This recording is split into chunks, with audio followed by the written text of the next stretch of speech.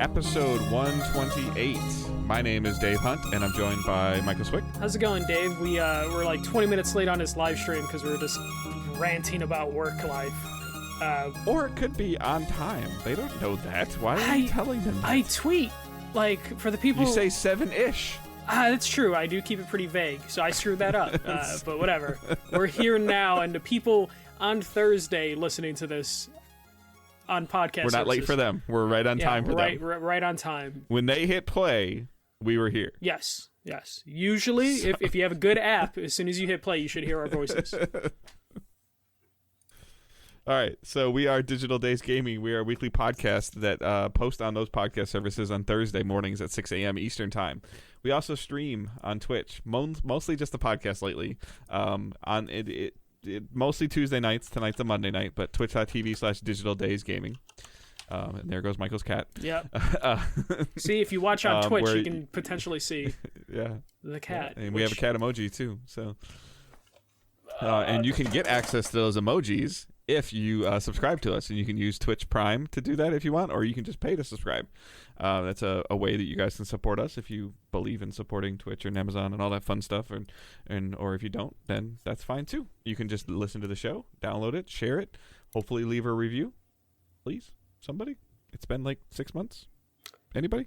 Yeah. Well, I see like the non-written number go up, but the written number is the one that's just like kind of stuck. Yeah, Write words, please. It just helps grow the show. So as well as if you're listening on like Spotify, you can leave stars and stuff on there as well. I don't think you can leave words. No. I think you can review each episode.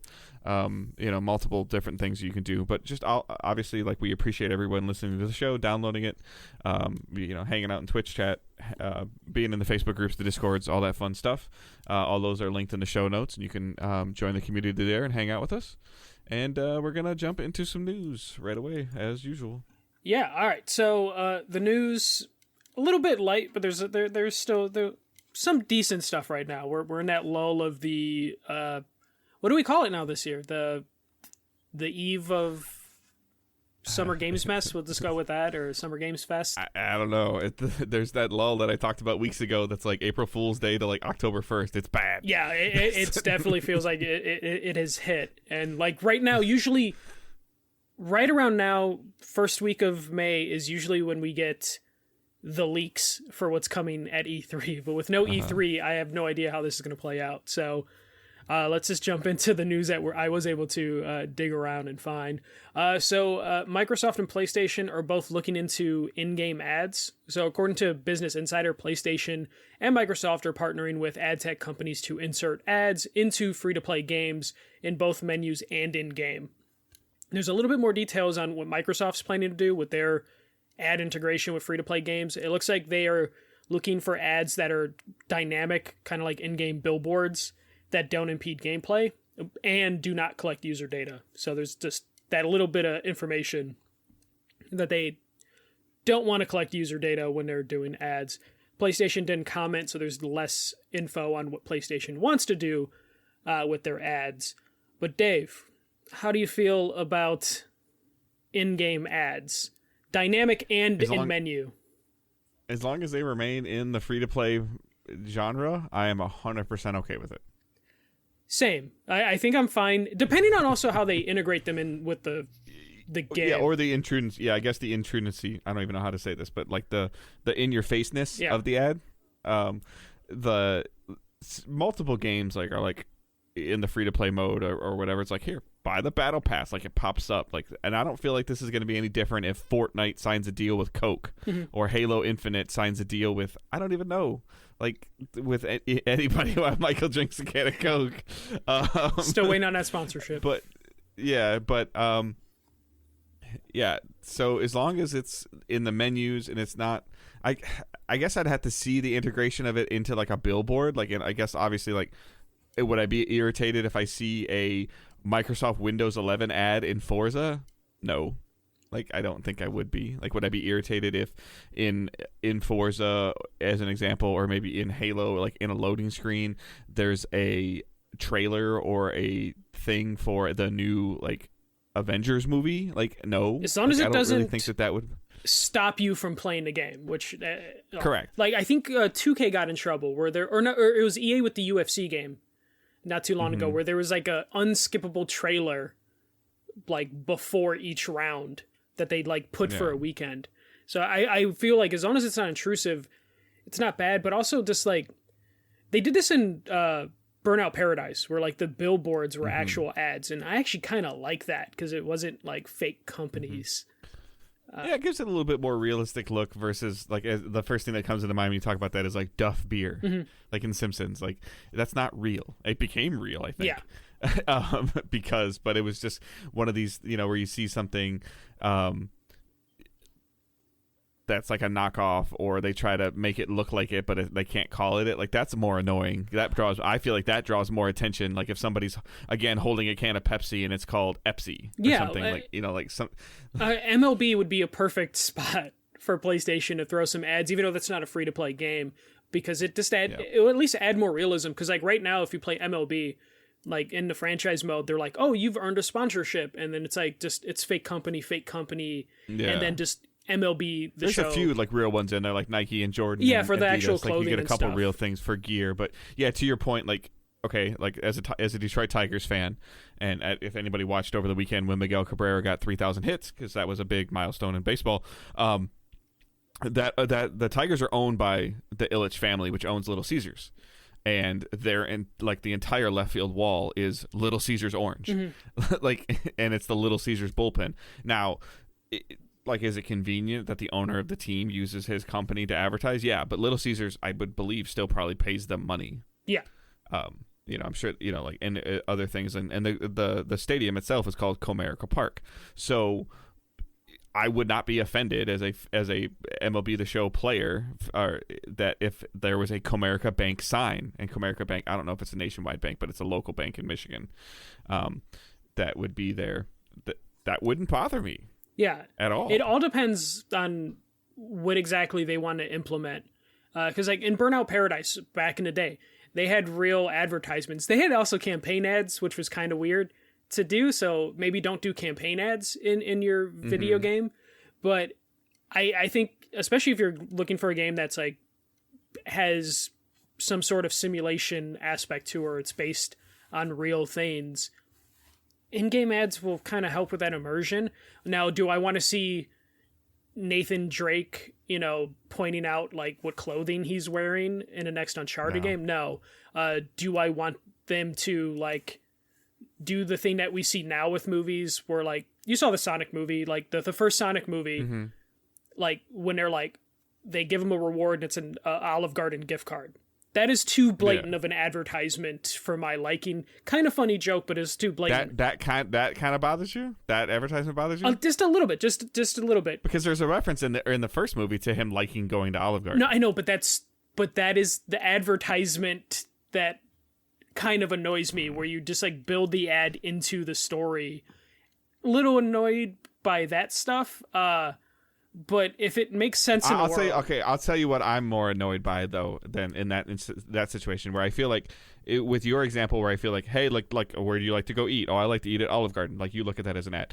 I watch a lot of, criminal drama television shows. When they are in a car driving from point A to point B, and they're like, oh, I'm using the Chevy navigation system. That's what I mean. I hate that. No, but that's exactly... That I hate. But I feel like the Olive Garden example is severely less intrusive than the I'm driving. We're going to take my new Chevy Edge. Yeah, but I think we're still in the same ballpark of like how they like try and integrate stuff. But if it's like a billboard or something in the background that just happens to be a real brand, I'm fine with that. But if it's like, hey, let's just write in the story that Nathan Drake really likes Olive Garden. Yeah, like I never felt offended.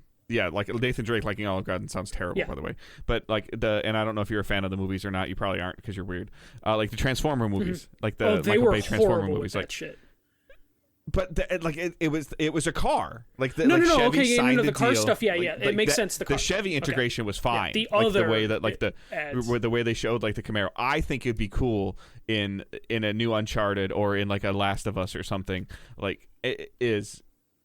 Uncharted would be a better example. Like Nathan Drake's, or you jump into a newer Jeep, and you know, into like a Jeep that's been advertised, and you're driving a digital prototype of something that's coming out in 2 years. Like, I think that's cool. That's cool, like, as long as they don't go, we're gonna get into 2010 Jeep with the all-wheel drive and the camera technology. Pans on the logo, and then like that, like But I think if you just go, hey, you know, like he's driving the new Bronco. Like, I think that's kind of cool. Yeah.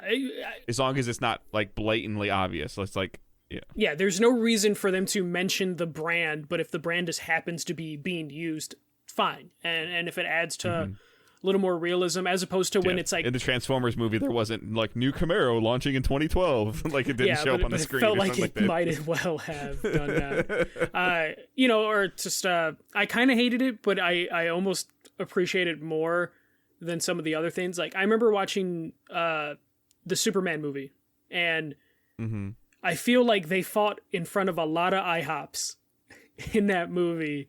Okay. But at least it was in the background, and they didn't really go like, oh, don't fight near the IHOP. They just happened to be fighting near an IHOP, and it was in the background. Like, something like that is like not the worst way to do advertisements. Product placement doesn't bother me.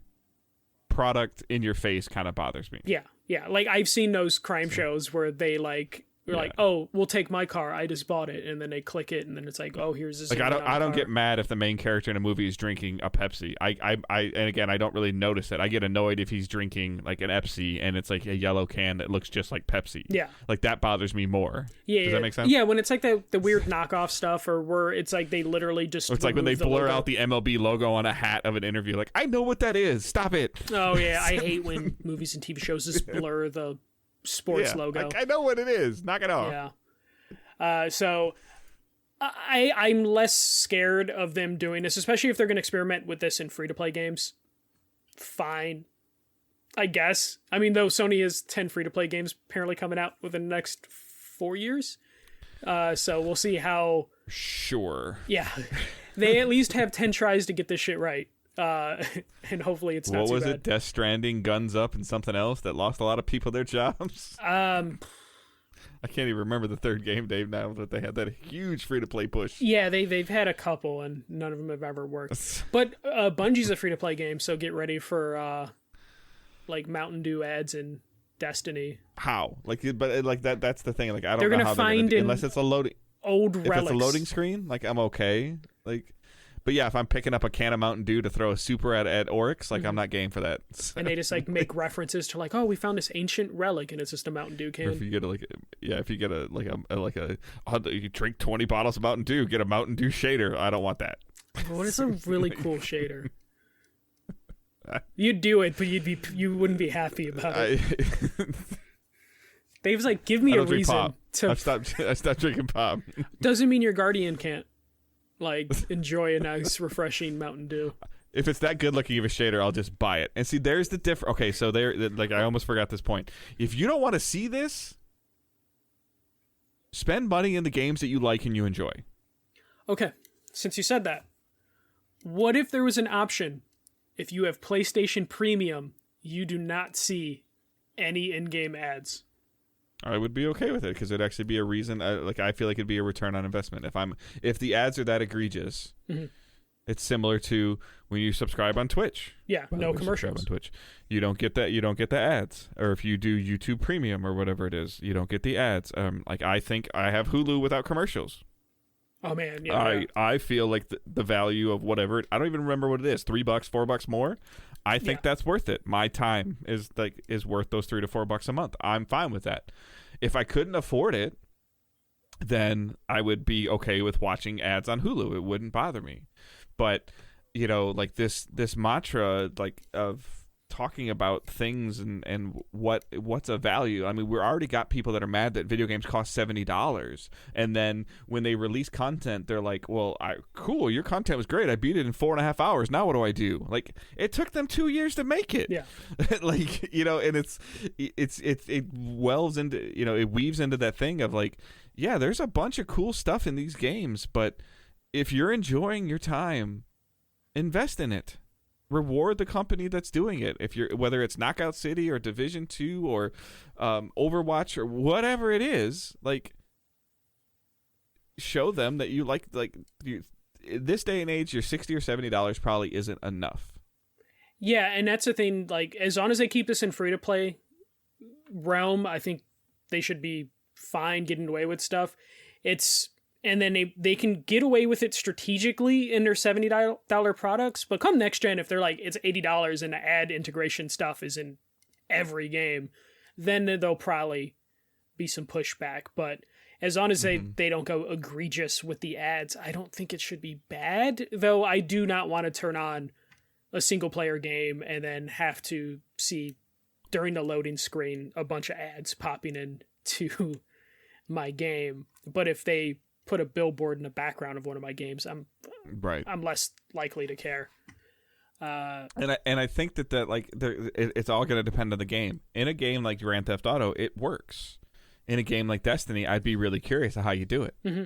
And Destiny is so much easier to fuck up if you're trying to integrate ads. But I'm just saying, like, you can't really have a billboard on Saturn. I mean, they have Guardians on Saturn, so like I would assume, it would just be kind of weird. No, I think. Like in terms of more like a more modern day thing. Like I don't know. So yeah, but what if you like on your gun could have a little keychain that was just like. Are we talking about ammo camo again? Yeah, we're talking about that. If you just have a little chain that's, I don't know, what's a brand that Dave likes? I don't know. Mountain. I'm just gonna say like a Nike logo. Yeah, I'm not that attached. What if there's a little like Nike logo on a my little Destiny Nike gun. logo on your gun, and it costs $5 to take it off?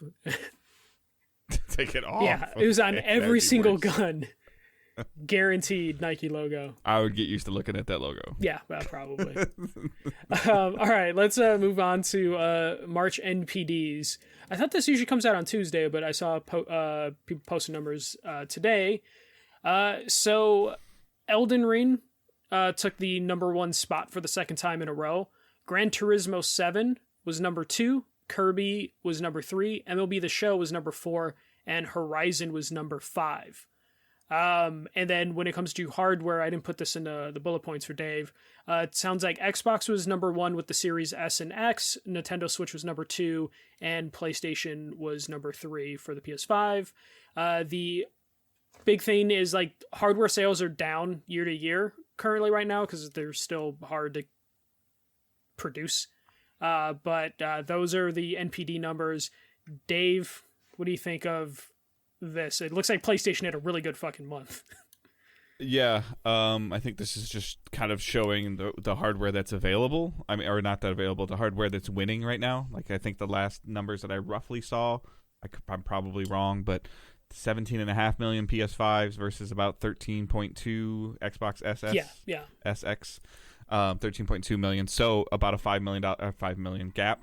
And therefore you're starting to see that in the games, as well as the obvious elephant in the room of Game Pass, in terms of Microsoft first-party games. I think it's, obviously Elden Ring being multi-platform, being on, the 3 big things, Xbox, PlayStation, and PC, doing well 2 months in a row is fantastic. And then Gran Turismo and Horizon being exclusive to PlayStation's brand, being in the top 5 as well. I have a feeling, it's circling back to the Game Pass conversation, that MLB The Show benefited this year of people buying the show, probably on Xbox higher than they did last year, because players are like, I really enjoyed playing the last one, and because of Game Pass, I really only play Major League Baseball. I don't need Game Pass. I'm just going to buy MLB. Yeah, and I don't believe there was any upgrade for MLB on PlayStation, so you might even have some people that double dipped because they had to. Mm-hmm. But yeah, no, just looking at PlayStation, like Gran Turismo was the first month it was for sale, and then MLB first month it was for sale, both in the top 5, with Horizon still hanging around, which is good to see Horizon. Horizon's going to be one of those ones where it's going to probably stay in the top. Slow burn. Yeah, a slow burn top 20, because everyone that I know that has played Horizon absolutely loves it. Like, they really liked it, but they kind of just don't talk about it after they do their first initial, like, I loved Horizon, it was great. But so I'm just happy to see I think they bought both. Yeah. They bought both Horizon and Elden Ring grabbed them, and they know Horizon's going to be good, and it's always going to be there. Yeah, and like doesn't need to be Elden cheerleading. Ring is more of that open world conversation. I went this way. Like you're more having a conversation about Elden Ring and what you're doing, and like even in our Facebook group. And I've never even played it, but like what style or kind of class or weapon did you go with? Like it kind of changes how you enter encounters. Yeah. So I think there's, if I had to guess, 4 or 5 different weapon-based archetypes? No, there's more than that, but they're okay. And then you can take from different classes, and you can end up having a bunch of different abilities and classes. Right, but you could like you and I could play the game, and we could be both 8 or 10 hours in, and we could have gone different directions on the map and never seen the same thing. Yeah, and that's what's going to help Elden Ring stick around for a while. Yeah. And you mentioned it earlier. There's not a lot of stuff coming out until October, so Elden Ring has a really good chance to just stay at the number 1 spot, even though it's already sold like I think over 12 million copies within its first like 3 days. So it's that game that's going to come up in June or July where I finished Horizon, I don't know what to do. Dude, have you played Elden Ring yet? Yeah. No, I'm kind of afraid to. Oh, you can trust me, it's good. Play like it's on my long gigantic list of things that I will never get to, but every week or two it kind of like moves up 1 or 2 more notches of like, do I want to try it? Like obviously I've got stuff that I want to beat, and I haven't really done anything in the entire month of April. Yeah. So but it's still lingering there in the back of my mind, and every time I see somebody talk about it, that it evolves into like a higher possibility. Yeah, and then when you look at the rest, like Gran Turismo sold really well first month, but Gran Turismo always sells well, and it had a rough launch. I think it's like, not even a launch. I think they had a good launch, and then like the second week the servers were down. But it was able to persevere through that, and I think they just added like additional tracks today and some new stuff. So Gran Turismo probably have a long tail. I'm happy to see Kirby hit number 3. Just because it's nice to see, Kirby get some wins. I'm sure Kirby sells. There's never a fear that there won't be a future Kirby game. At least, it's not like the Metroid problem where like Metroid tapped out around like 2-3 million and it's like, oh, they're in trouble. It sounds like Kirby did well enough, especially to beat like MLB The Show, and Pokemon's been out since February. I also feel like it was late March. I believe so. Yeah. Was it March 18th? Yeah, like 20th, something like that. Okay, so it would like April would have been more of a true distinguish of the number for it, and for it to March go 25th. To go that high, So for it to go that high, I think is really good. Yeah. So. And then other things. There was a lot of new games last month. So WWE 2K22, it got number 7. Stranger of Paradise, the Final Fantasy Origins thing, did number 10. So we'll find out next month if Square Enix is going to be like, it didn't sell what we expected. Tiny Tina's Wonderlands got number 11. Not too surprising there, though. The people I know that like Borderlands are enjoying that game. I just feel... I think that's another slow burn game, too. Yeah, no, that's what I was going to say. It feels like it's one of those games that over the next couple months will linger around there as people get around to it. I think they're adding end game content to it like every 2 to 3 weeks as well. I feel like somebody I pay, like there's there's a dungeon added to it. Mm-hmm. Like in the game as you progress through, there's more things that are being added to the game, which is enough to, I guess, maybe keep players signing in. Yeah. I would just wonder though, them being called Tiny Tina's Wonderlands. I know it says Borderlands somewhere on the box, but it was number 11. Borderlands usually is like a guaranteed number 1, but it was only number 11. So I'm wondering if that affected it, and if like they'll think about next time they do an offshoot to just call it Borderlands, and just go with that. Ghostwire Tokyo took number 12. It's not too surprising that Ghostwire Tokyo was number 12. Like the reviews really were kind of mixed, and I don't know if the marketing did the game any favors with it. And then Triangle Strategy from Nintendo, and I think Square Enix took number 16. So those are like the new games that hit it. And of course you have Call of Duty Vanguard at number 9, Mario Kart 8 at number 8. But they just had like the DLC. Another DLC, a huge deal, like a 60, like a track DLC pack hit or something. Yeah, they're doing, I think, was it like 8 packs of tracks over the next year, something like that. So ton of content. But yeah, that was the NPDs for March, and then we'll jump into the next one. This is just like a little update from PlayStation. So PlayStation revealed that the PlayStation Plus tiers will launch globally starting the end of May and then throughout June. So the Asian markets, excluding Japan, will have their PlayStation Plus revamp on May 23rd. Japan will get June 1st. Americas will get June 13th. And Europe will be getting June 22nd. PlayStation also stated, I even got an email today, that upgrading the standard/essential tier will be seamless and easy, though they had no details on what that meant exactly, other than you would just pay for the difference for what, right, you're extending, or like whatever your current term is, you would just pay the difference. If you have PlayStation Plus till 2025, you're only going to have to pay the extra $60 a year for PlayStation Essential or whatever it is. But in terms of how exactly that will work, they didn't have details on. So hopefully it is seamless and easy. I just never believe them. And sadly, they didn't give any details on the library of games to expect, which is just still bothersome. I know we still have like 4 weeks until it launches in Asia, but just give us something. Though there was an interesting thing. It was like, I think the Hong Kong rating board, they rated all the Siphon Filter games, like the PS1 Siphon Filter games, and I think the PSP Siphon Filter games, which immediately got people excited that, like, are they going to have to grade all the games again? And we're going to find out what games are coming through ratings, or are they trying to come up with a Siphon Filter package? I'm assuming it's just they have to re-rate the games. Because Siphon Filter's Sony bend, right?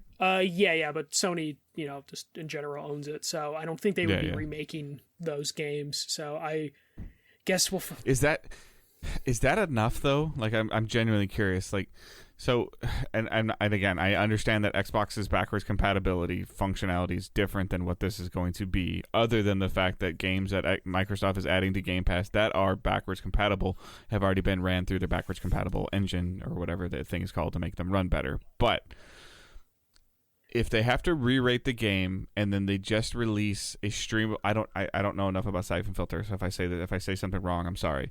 Is a streamable PS2 or downloadable PS2 version of Siphon Filter exactly the same as it was, enough of a library boost similar to more PS2 games being available on the highest tier of PlayStation Plus to warrant the price? I mean, are just the games being just how they were? Is that the question? Like, just being like straight up those games? Or like, here's 100 PS2 games. I think it's going to have to be like, here are a couple hundred PS1 and PS2 games that are actual games people remember and want to play, as opposed to them just pulling up the most random stuff. Like, if you look at like what they did on PS3, a good chunk of those games were like, the PS1 classics. There's pretty much like all the Disney games and then like a good chunk of the Square Enix library, and that was pretty interesting. So if they would bring all those over to PS5, I think that would be enough to get people incentivized, especially when we're talking about like Parasite Eve. If you wanted to get a physical copy of that game, you're looking at I think $120 to try and track down a disc for that. So if they can get some games that are expensive physically to own onto their service, streamable or downloadable. Yeah, like Nintendo's doing with Earthbound. Yeah, exactly. If they can do that, I think it might be enough, but you need to hit... Like, that list needs to be now. That list needs to be now, and it needs to be extensive. Like, they can't just be like, oh, here's... And it can't be what they did with PS Now, where it was like, I don't even know if this is right again either, but Resistance and then Resistance 3. Where's 2? Well, we don't know. Yeah, no, it needs to be that extensive to where it's like, if you have a franchise, it better be every single one of the franchise, and if there's a reason that it's not included, let people know why. Just be like, oh, we can't do it because it uses this brand that we don't have the rights to anymore. Yeah, like... what's kind of bothering me right now is like, and again, it would help soften the blow a little bit. Like, they reiterated in this blog post that, like Miles, Spider-Man's coming. I think they said Miles Morales is coming. God of War, like that. Those are good. But like at this point in time, like, where is the Uncharted collection? I understand you gave it away at Plus, and it was part of like I think it's part of the PlayStation Now pack or the PlayStation Plus package on PS5. You get it's in a bunch of things, but that's arguably your marquee franchise. That's the creme de la creme of PlayStation right now is the Uncharted franchise. Like, why aren't all 4 games announced on this collection, like the highest tier? You get to play all of the great Uncharted games. Mm-hmm. You get to play like God of War is going to be there. Like I can't think of any Last Guardian. Mm-hmm. Like it should just be there, and it should be in the list. And they can do cool things if they wanted to do, where you can release PS2 Shadow of Colossus, the PS3 remake of Shadow of Colossus, and then the 4 remake of Shadow of Colossus, and be like, here's all the Shadow of Colossus versions on this service there. And that could be interesting enough for someone to be like, you know what?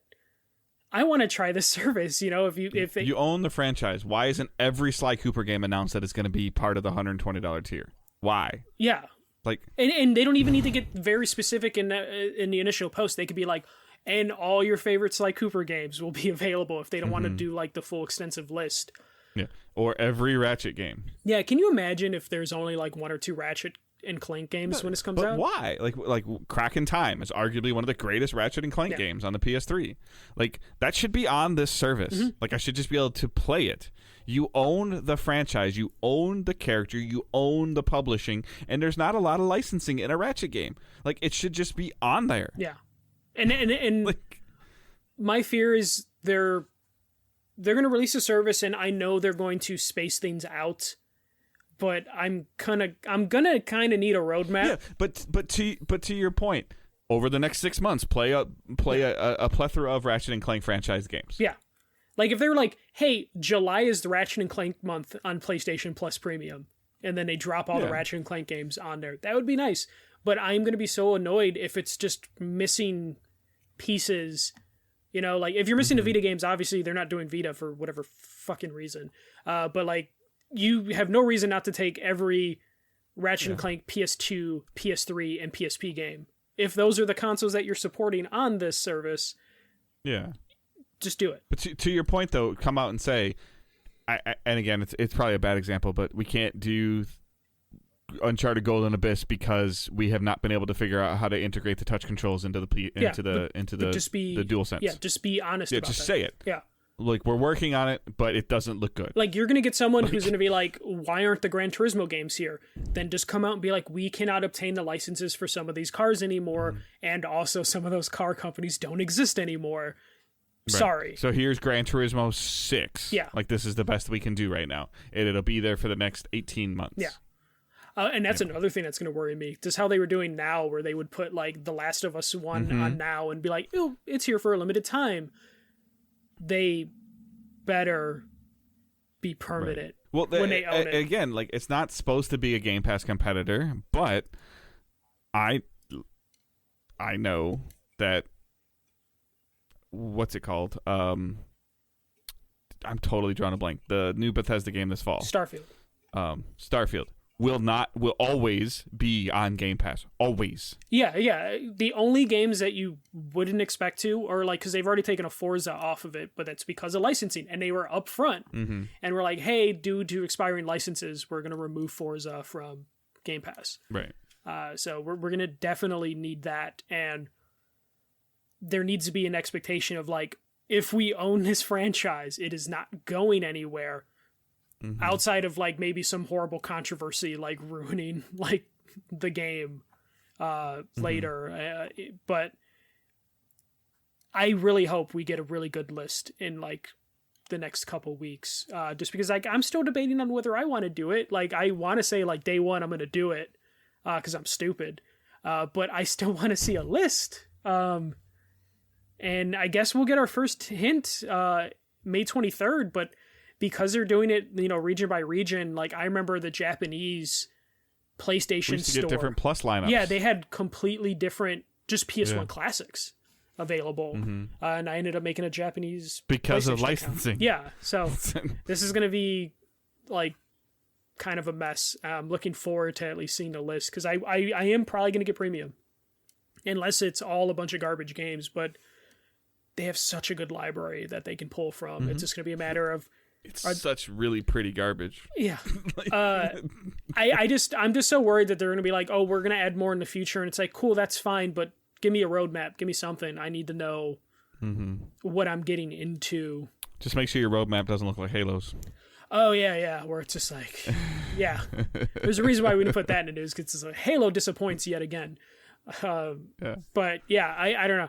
Well, I guess we'll find out in a couple weeks. We're only like a month out now from it launching in Asia. So we'll see how streamlined it is and see what type of library they get. But I guess with the Siphon... Because they still reiterated like streaming, like PS3 is going to be streaming. Yeah. Though there were reports... like that's scary. Yeah, there's still reports that they are working on emulation, but at this point I feel like that's just people grasping at straws. But I think that's for like people that have like terrible internet. Like... Yeah, no, but I mean, if they figure out emulation, I'm sure they would just fold that into, the tiers. But we'll see. We'll see how this goes. But it better be some really good PS1 and PS2 games that I can download, because I probably won't be streaming any PS3 games just because I hate streaming games through PlayStation Now. So, last bit of story. Kind of put this on here just because this is what Dave was kind of talking about a couple weeks ago. Ubisoft is open to being acquired, and there are several firms that are interested. According to Bloomberg, several financial firms are interested in acquiring Ubisoft, including Blackstone Inc. and KKR and Company. I'm not too sure what those companies are. Ubisoft has not had any formal discussions with these groups about being purchased, but are said to be very open to the idea. So it sounds like Ubisoft went from like, we will never be acquired, to suddenly the last year being very open to it. These acquisition rumors have led to their stock price increasing 11%. And this comes at a time where Ubisoft is losing a lot of talent, and their future, to Dave's point a couple weeks ago, is very uncertain and like vague. Though they did recently announce Project Q. I believe it was Project Q. Which is a competitive shooter that looks like Fortnite, that is very early in stages. They were basically just confirming that a leak was real. But it's not a battle royale. It's not a battle royale, but it has a battle royale-like mode in it, so it's a battle royale. And God, does it look like Fortnite. Like, not even trying anything different. Right. But... Well, they also just renamed X Defiant as well. They did, yeah. Or they took the Clancy name off of it. Yes. Yeah. So because I think they were getting a lot of grief about you can't do that with a Clancy name, like with what they were attempting to do. Yeah. Which I think you and I talked about that when it was first announced. We're like, okay, it's fine, it's whatever. It's more like we more look at Clancy's as the tacticalness of it, not the actual weapons. So. But Dave, this seems more and more likely that Ubisoft is going to be acquired sooner rather than later. I mean, we already know now that financial firms are looking into it, so it looks like, if PlayStation wants to go for it, they have some competition. I don't think Microsoft can afford to... I mean, they can afford to, but they won't try and acquire Ubisoft right now because they've got the headache with Activision. And probably it would be a bad time for them to do. I'm concerned about, like, as you are, like, I don't know who Blackstone Inc. is and who KKR is. Like, I don't know who they are, so that's a little concerning. Similar to what you were worried about with Warner Brothers and Discovery. Like, is Discovery going to be into the video game realm? And at least on paper, they're saying that they are.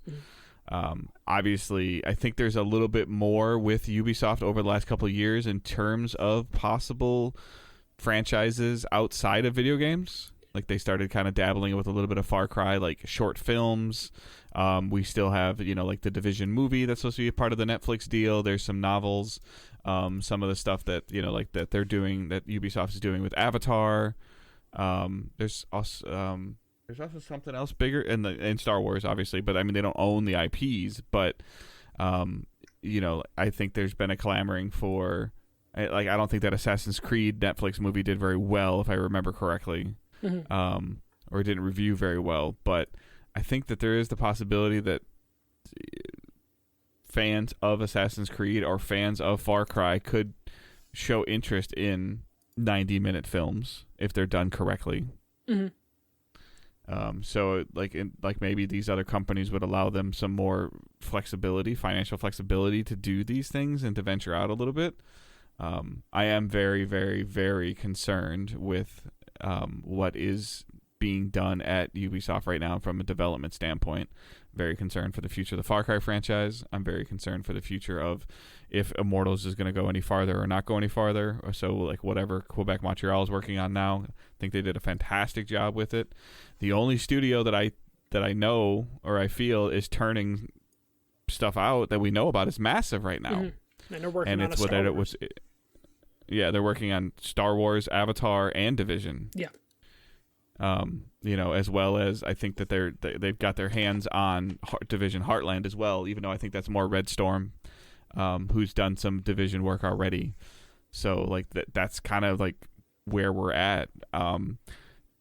The positive and the negative to Ubisoft essentially naming their studios Ubisoft Toronto, Ubisoft Quebec, Ubisoft whatever is that they can kind of hide them much easier if they're not doing anything. They can kind of be hidden versus like, what's BioWare doing? Yeah. What is Sony Santa Monica doing? It's like, oh, what's Montreal or Ubisoft Quebec doing? Oh, they're helping Quebec Toronto or Ubisoft they're Toronto. Helping okay. Ubisoft right now, basically, is what they can say. Like it's they're doing gun skins for Division. Like they're working on another open world map that's going to look like all the other open world maps. Yeah. So just for background, so KKR, I guess they are just like a venture capital company that have like they own a little bit of healthcare industry, technology, energy, and then Blackstone is the owners of Michaels and the Weather Channel. So neither one of these companies give me confidence that like. Talk about ads and games. Yeah. Neither buy you the next Assassin's Creed, get a coupon for Michael. Yeah. Like you'll just see Assassin's standees of like make the outfit seen in the game at Michael's.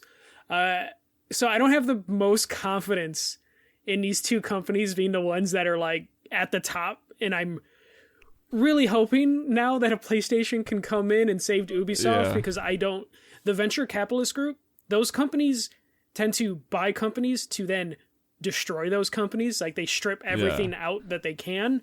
Unless this is just Ubisoft trying to make their gun smoke, and say, hey, like going to Sony, like, hey, Blackstone Inc. offered us this much. Okay, well we're off, and more than likely, like I would think a company like if I'm Ubisoft, a company like Blackstone Inc. would have to overpay for me because you don't know what you're doing in terms of from a video game and standpoint. And you need to guarantee that I work for you still. Correct. Versus like merging with PlayStation of like, okay, we're just trying to, we're going to obtain your IPs and we're going to bungee you, Yeah. So. And PlayStation have a reason because it's a bargaining chip against Microsoft with Activision. Yep. I wouldn't be surprised if something like, Epic has a shit ton of money right now. Like if they acquired Ubisoft, that would probably be like the best move for Ubisoft in general. And they would just take their store. Mm-hmm. Yeah, they would just take their store. They would just take their storefront, yeah. And then just make all that stuff exclusive on PC. And that data, too. Mm-hmm. Like, again, like you talked about, like the Ubisoft Connect data is probably, like, very fascinating because, like, Assassin's Creed does very well. What players do, how long they invest, what achievements they earn.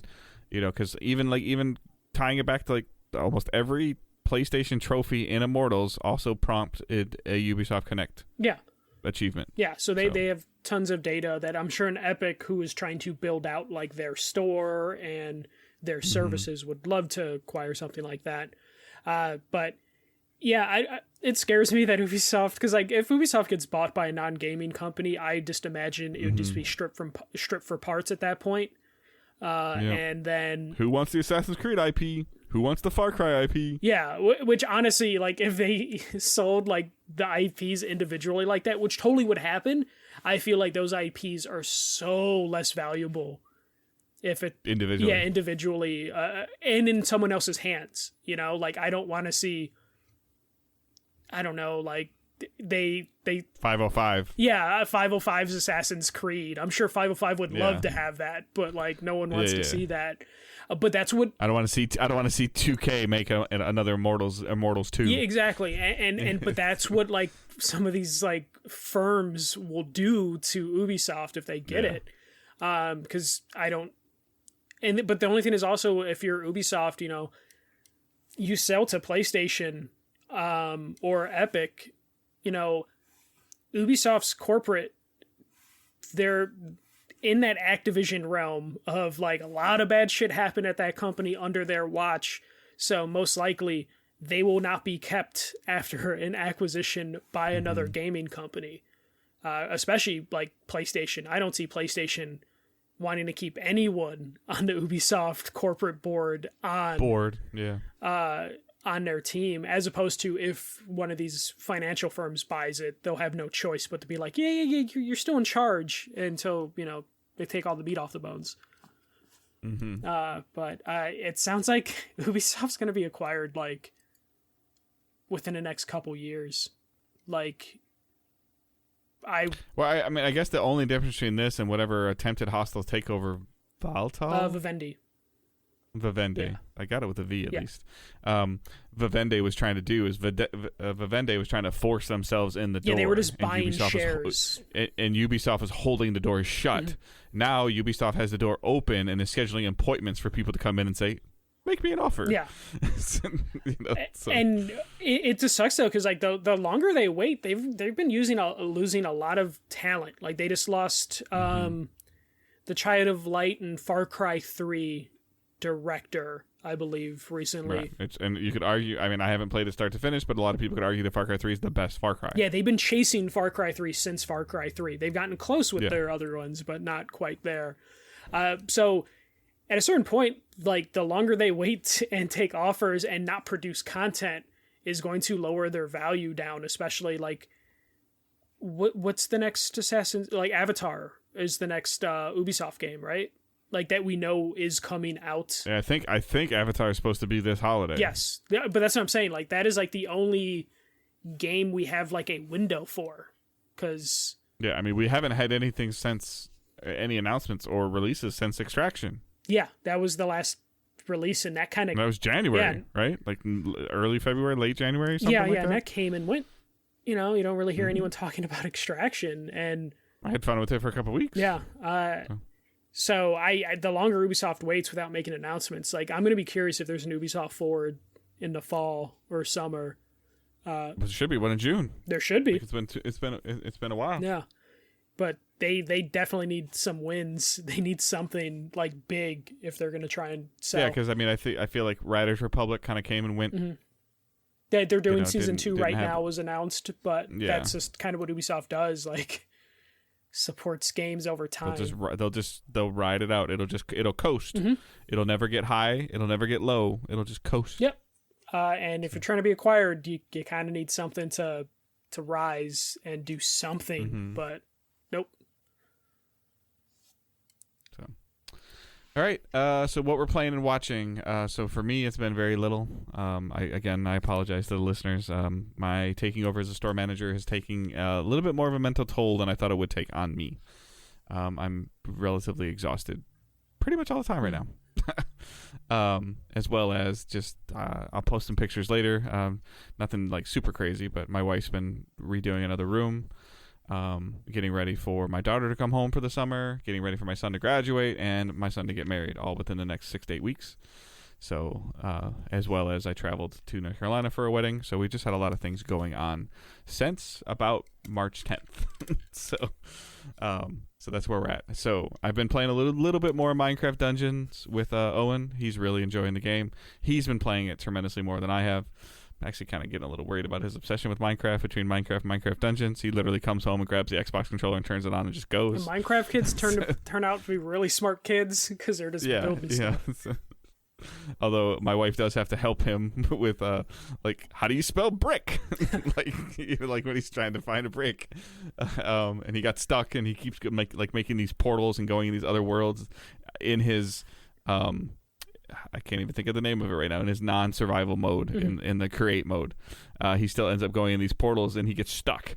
So he can't get back.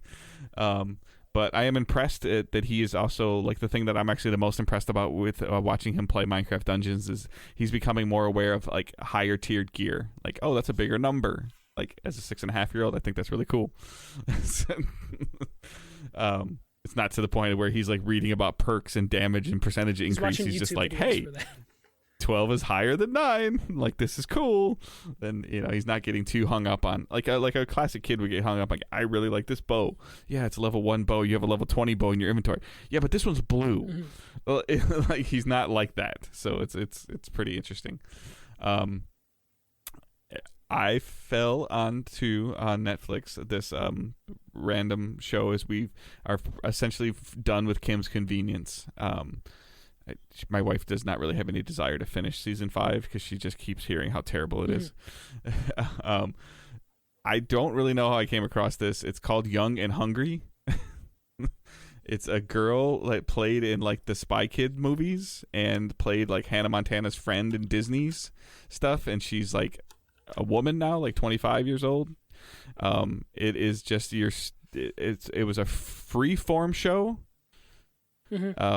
So, and it's essentially like she is a cook and she really likes food and she works for, like, a tech millionaire and she gets hired, and there's a dramatic, like, romantic comedy thing that's in there. It's a 20-minute sitcom show that's full of a bunch of one-liners. Yeah, the logo's terrible. Yes, it is. I told you I am mentally drained and I'm watching Netflix trash. So, like, I'm not saying that anybody should, like, go and watch this show, but it is funny. I find the little one-liners between, like, the housekeeper and the publicist and the cook and the tech millionaire. Dave's in pure, like, I just want to turn my brain off. And then when they make fart joke, I chuckle. But it's what I'm watching, okay? Football is not going on, and baseball is too early, and basketball is still not worth watching unless you're a fan of a specific team. I don't know. The Bulls are getting their ass kicked, but I am enjoying every other series that I'm watching because they're fighting a lot more this season. It's been very interesting. I guess the only positive is that maybe after today we won't have to hear about Kyrie Irving anymore. No, we still will. We still will. Don't worry. Yeah. So, but that's kind of where I'm at right now. I actually intended to do now I can't even think of the name. Hollow Knight. I actually intended to play and download Hollow Knight and stream it for you guys and hang out on Twitch. And some errands took a little longer than expected, and then the whole weekend got away from me. So I fell asleep on the couch from like 3 o'clock until like 5 o'clock Sunday afternoon. I don't normally do that, although I am getting older. So that is it for me. So I dabbled, like, last night I dabbled like an hour and a half in Destiny with my buddies doing a couple things that they needed help with. So okay, that's how you know it's bad, because I'm only playing like 90 minutes of Destiny. That's how you know it's bad. Yeah, but the fact it's still 90 minutes, that's too much. Mine is also pretty light just because a lot of family and work stuff going on the last couple weeks.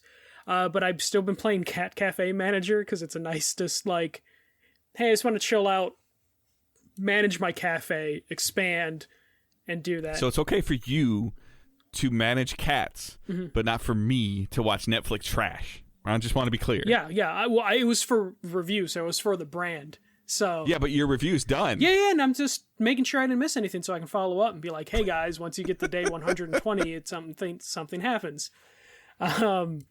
So playing that a little bit, though I'm pretty close to, I think I've kind of seen it all, and I'm getting close to hitting that wall of just like, there's nothing much for me to do other than see the numbers go up. MLB The Show, I've already kind of fallen off on MLB The Show, which isn't too surprising. Back in the day, I used to be able to play through multiple seasons before giving up, and now I get like 20, 30 games into it, and I just kind of stop. But I just, with like family and work stuff lately, I've just kind of been watching the playoffs just way too much. The Bulls are terrible. I do a Bulls podcast, and we thought they were going to get swept.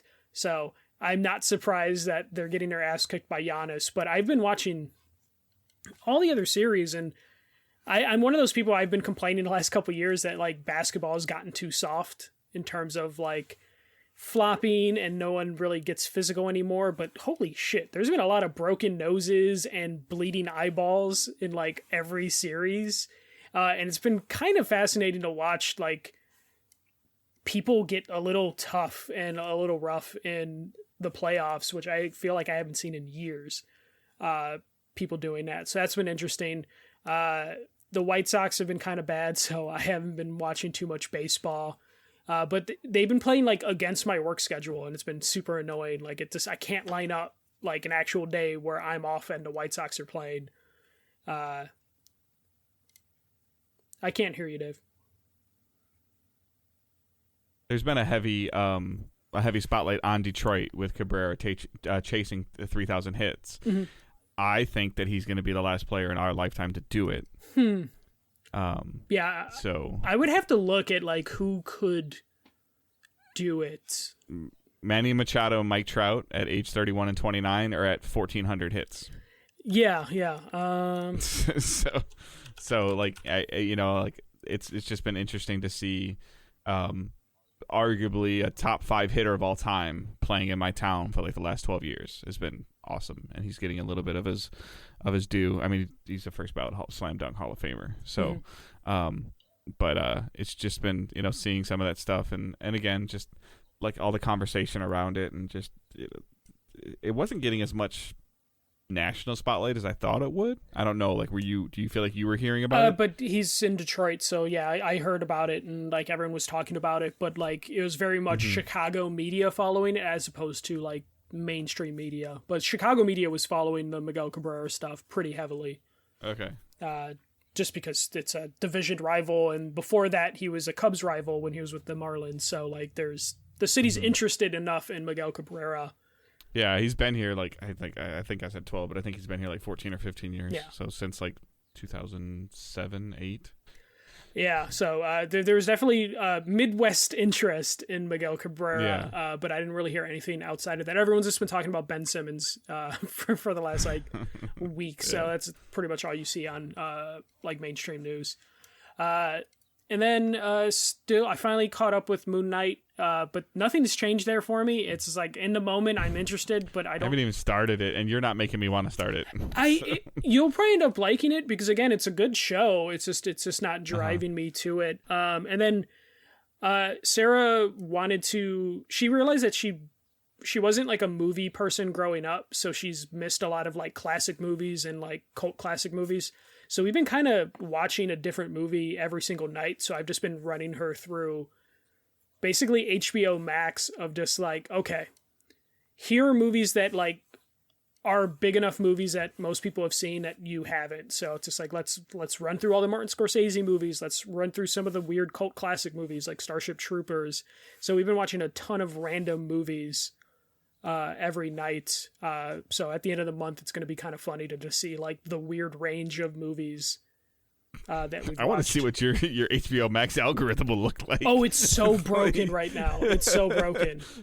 For the record, I'm starting to get recommendations for Dave, and it's anime. Oh, nice. Yeah, it happens. You just need one, and you're screwed. Yeah. Mine, HBO has no idea who I am as a human being, just because like I'm just like, oh, you haven't seen this drama that like was not meant for me to watch as a child, but I watched as a child, so I've seen this before, and then just putting that in like on HBO Max. You've seen it. You click, seen it. No, literally, like I was just that kid that grew up with like watching HBO when I shouldn't have been, and just watching every single movie you can think of. To where as I was going through HBO Max, I'm like, seen it, and it wasn't until I got to stuff from like the 60s and 50s that I was like, oh, I haven't seen any of these. And I don't plan to because acting was shit back then. But just going through a bunch of random movies. Because game-wise, there's not a ton. Like, I'm going to pick up Nintendo's... You should tweet out, like, movie of the night screenshots. I'm having her keep track of it in Letterboxd, which is the app that, you track movies that you watch. So I've been having her, like, keep track of them and rating them. Just because I want to see what Letterboxd is going to do with its recommendations. Like, just watching these random movies. We see you're enjoying a trip down the 86 nostalgia train. Have you seen this one? Yeah, like, no, and that's basically where we're going to be at a certain point. Because like game wise, like I'm going to pick up Switch Sports this week. Oh, is that this week? Yeah, the 29th. So I'm picking that up for sure. It's $40 as a digital download, so I'm just going to pick up the digital download.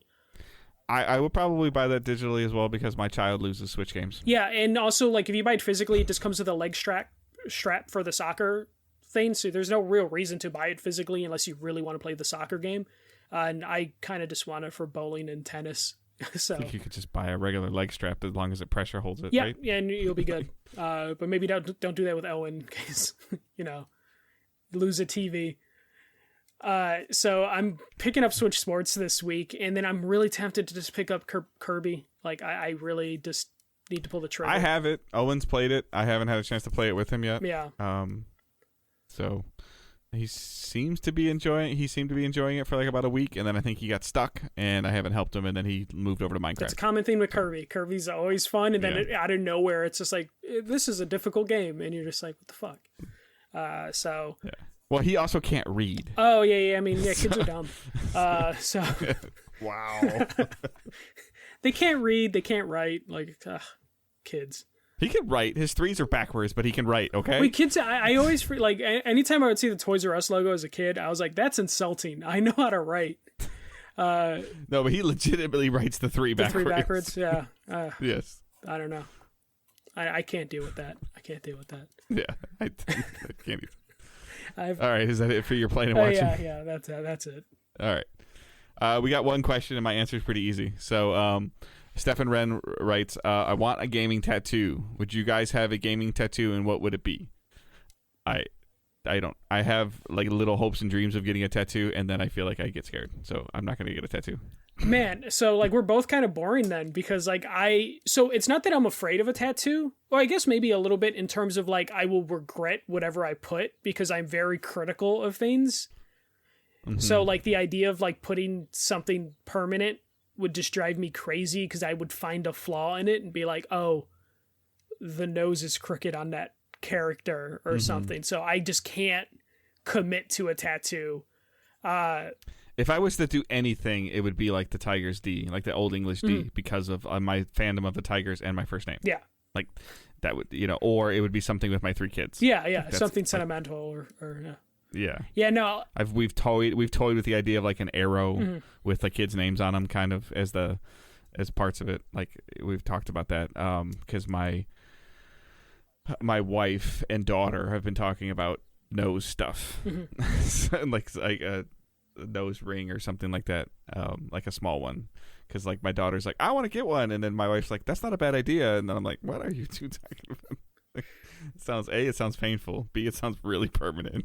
Yeah, and also like I don't know, something about putting like a logo from like a video game. I don't think that would be something I'd want to do. It had to be something super subtle that doesn't scream like that's a video game character. It would have like it would have to be like a deep cut reference for me to do it, or just maybe an in-game character's tattoo. Like I guess like I could put like the Destiny Titan logo on my arm or something like that, but most people wouldn't know what it is. Yeah, and I think that would be cool as opposed to if you got Destiny tattooed on your arm, like the logo. Yeah. Like it would have to be subtle like that to where it's like, I know what it is, and if you know, but no one's going to be like, oh, he Halo, or he tattooed Halo or Grand Theft Auto. Or your favorite Overwatch character has a symbol on their shirt. Yeah. Something like that. Like, but I wouldn't. It would have to be subtle for me. I think it looks weird. Like I've seen people with it. Like and again, I don't remember anybody. Like I've seen somebody with like the leg tattoo of a tattoo on their leg of like the Assassin's Creed logo. Like, and I'm like, oh, that's Assassin's Creed. And I'm like, that's on your leg.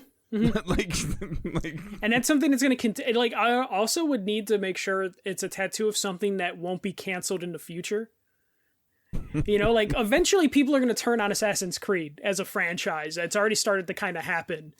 It's like I wouldn't want to get like a character from a movie tattooed on me because like what if the actor does something? Then you just have that actor. I think the only safe thing would be like Mario and Sonic. Yeah, but then when like that would be like the only safe thing. But when the Mario sex scandal comes out, it's gonna just destroy that tattoo. Like it's gonna just ruin it. So like I would just be scared of putting something on it and just be like, oh yeah, people hate that now, and being like, oh shit, well I have it. Mm-hmm. You know, I didn't know Mario was smuggling drugs. I swear to God, you know, I didn't know Luigi killed people. Mm-hmm. Like, yeah, don't want to deal with that. Don't want to deal with that. All right, that is our show. As a reminder, you can send us questions using hashtag AskDigitalDays. You can post them on Facebook. You can post them on Twitter, Discord, all of those. You don't have to wait for questions or wait for a post to have questions sent to us. Just send them to us when you're thinking of them. Tag us and stuff, articles you think are cool. Hussein does that a lot. If he sees something cool on Twitter, he just kind of tags Michael and myself and the main account. And sometimes we use it as a reference point. Sometimes we use it for a question. Sometimes it's just a talking point. But you can do that on Twitter. Our main account is at Digital Days Pod. Michael's is at the first MJC. Mine is at Good Dave Hunt. Facebook group, Discord server, all linked in the show notes. Patreon is down there as well. Patreon.com/DigitalDaysGaming, as well as the Teespring store. Just click on that, pick out a t-shirt, bunch of different colors you can pick from. And that's that's pretty much it. So if you're listening to this podcast the day it releases, I'm toying with the idea of and I can just do it. I'll just kind of join one of the Discord voice server rooms for the draft night. You guys know I'm a big football fan. NFL draft is this Thursday, the day you're listening to this on the audio format. So 8 p.m. Eastern time is the first round of the draft. Lions have 2 picks because we suck. 2 times to mess it up. It's kind of Detroit's like Super Bowl because it's the time where you think you might actually be good and you won't be. So we'll see. So I'll probably just pop into a voice channel. You don't have to turn your camera on if you don't want to, and we'll just kind of hang out, watch the draft if you so choose. Other than that, I don't really have anything else. So I hope everyone has a great week. Keep moving forward. Don't be a dick. See ya.